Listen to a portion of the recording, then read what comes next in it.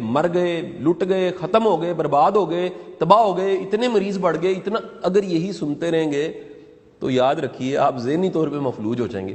میں نہیں چاہتا کہ آپ کی ذہنی صحت پہ جو ان سے وہ اثرات پڑے. مجھے لگ رہا ہے کہ آنے والے دنوں میں یہی حالت رہی تو پاکستان میں نفسیاتی مریضوں کی تعداد بڑھ جائے گی, سیکیٹری کی میڈیسن بھی زیادہ ہمیں کھانی پڑیں گی. خدا کے لیے اپنا دھیان کیجئے. ہمیں جسم کی صحت کے ساتھ ساتھ ذہن کی صحت بھی قائم رکھنی ہے.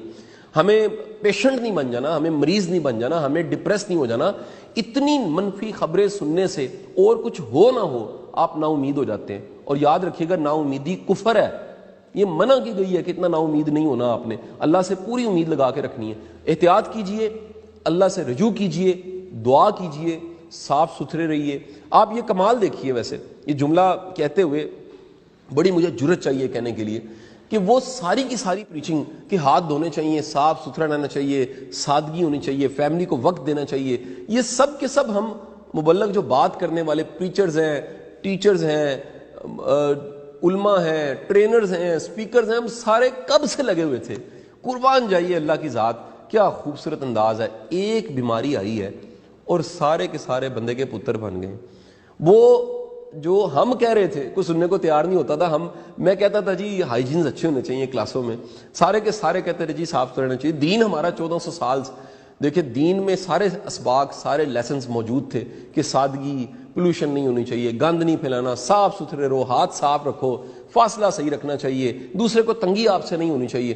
ایک دم سے ایک وبا آئی ہے اور سارے کے سارے لائن میں بالکل سیدھے ہو کے کھڑے ہو گئے ہیں. ہمیں ماننا چاہیے یہی بنیادی احتیاط والا انداز زندگی میں ہمیں لے کر چلنا ہے. چند دن بعد انشاءاللہ یہ کرونا دنیا سے ختم ہو جائے گا, لیکن ہمیں یہ کرونا بڑے اسباق دے کے جائے گا, بڑے لیسنز دے کے جائے گا. سمجھدار عقل والوں کے لیے نشانی ہے.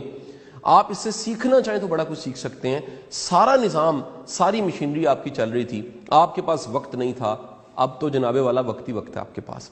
آپ کو لگ رہا تھا کہ میں مینج نہیں کر سکتا. سب سے زیادہ میرے جیسے اسپیکر ٹرینرز کو جس ٹاپک پہ بلایا جاتا تھا ورک لائف بیلنس تھا. گھر کی زندگی, دفتر کی زندگی میں مینج کیسے کریں, ٹائم کیسے ڈیوائڈ کریں. حضور بڑا اچھا ورک لائف بیلنس ہو گیا.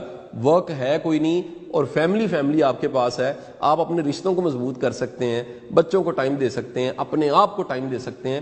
میرے کئی ایسے محبت کرنے والے فینز, فالوورز ہیں جنہوں نے میسج کر کے بتایا کہ شاہ صاحب ہم نے میڈیٹیشن شروع کر دیا ہے, ہم نے روز مراقبہ شروع کر دیا ہے, ہم یوٹیوب سے سرچ کر کے ہم نے سیکھا ہے کہ یوگا کیسے کرنا ہے, مراقبہ کیسے کرنا ہے. اور کئی لوگوں نے کہا جی ہم نمازوں کی اور پابندی کرنے لگ پڑے ہیں. کئی لوگ روز ترجمے کے ساتھ قرآن پاک پڑھنے لگ پڑے ہیں. مجھے روز کتنی تصویریں آ رہی ہیں, لوگ اپنے بچوں کے ساتھ بورڈ پہ پڑھاتے ہوئے تصویریں میرے ساتھ شیئر کرتے ہیں, مجھے خوشی ہوتی ہے. لوگ کتابوں کو انڈر لائن کر کے بھیجتے ہیں کہ ہم نے کتابیں شروع کر دی ہیں. لوگ ان موویز کی لسٹ بھیجتے ہیں کہ جی ہم نے نئی یہ موویز دیکھی, ان سے سیکھا بڑا کچھ ہے.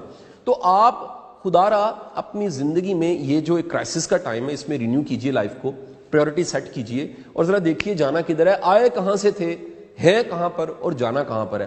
خوف کو ختم کیجئے اس سے پہلے کہ خوف آپ کو ختم کر دے. مجھے خدشہ ہے کہ کہیں کورونا نہ مارے لوگوں کو, خوف نہ مار دے. تو ہمیں کورونا سے تو لڑنا ہے, احتیاط تو کرنی ہے, لیکن اس خوف کی جنگ سے بھی ہم نے مقابلہ کرنا ہے. زندگی کی وہ تمام چیزیں جو ہمارا حق بنتا ہے ہمیں اویل کرنی چاہیے, وہ تمام اچھی چیزیں, تمام پازیٹیو چیزیں, ان کو ضرور اویل کیجئے. اپنی زندگی کے رنگوں کو خراب نہ کیجیے. یہ لائف بلیک اینڈ وائٹ نہیں ہے, کلرفل لائف ہے. اس کے کلر اتنے قائم رہنے چاہیے جو زندگی کی بقا کے لیے ضروری ہیں. اپنا بڑا خیال رکھیے. پاکستان زندہ باد.